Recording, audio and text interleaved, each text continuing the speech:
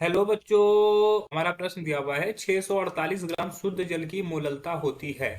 ए 36 M, 55.5 M, 3.6 M, 5.55 M. तो हमें यहाँ पर निकालनी है। प्रश्न में क्या दिया हुआ है? शुद्ध जल की मोललता निकालनी है। मोललता क्या होता है? तो ये प्रश्न हमें कहाँ से लिया गया है?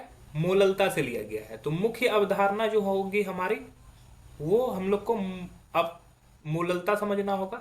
मोललता जो होता है, मोललता एक तरह का सांद्रण व्यक्त करने का एक तरीका है, जिसको स्मॉल एम से डिनोट किया जाता है, जिसका फॉर्मूला जो होता है विलेय में उपस्थित मोलों की संख्या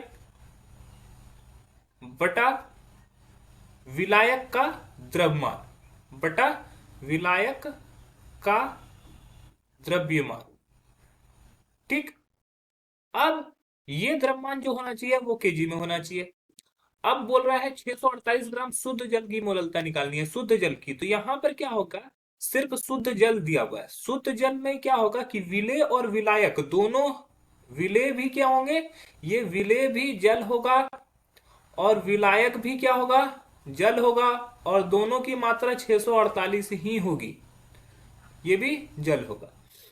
तो हम लोग को विलेय के मोल कैसे निकलते हैं? अगर हम लोग को मोल निकालना है तो मोल कैसे निकालते हैं? मोल का फॉर्मूला क्या होता है? मोल बराबर द्रव्यमान बटा मोलर द्रव्यमान, द्रव्यमान बटा मोलर द्रव्यमान। तो अगर यहाँ पे हम लोग को शुद्ध जल का निकालना है तो शुद्ध जल का द्रव्यमान कितना दिया हुआ है? 648 ग्राम, 648 ग्राम। ठीक है। और मोलर द्रव्यमान, जल का हम लोग को मोलर द्रव्यमान निकालना है। तो H2O का मोलर द्रव्यमान क्या हो जाएगा? हाइड्रोजन का वेट होता है 1 और हाइड्रोजन के 2 परमाणु, प्लस ऑक्सीजन का वेट होता है 16, ऑक्सीजन के 1 परमाणु। तो ये अगर देखोगे तो ये कितना निकल जाएगा? 18 निकल जाएगा।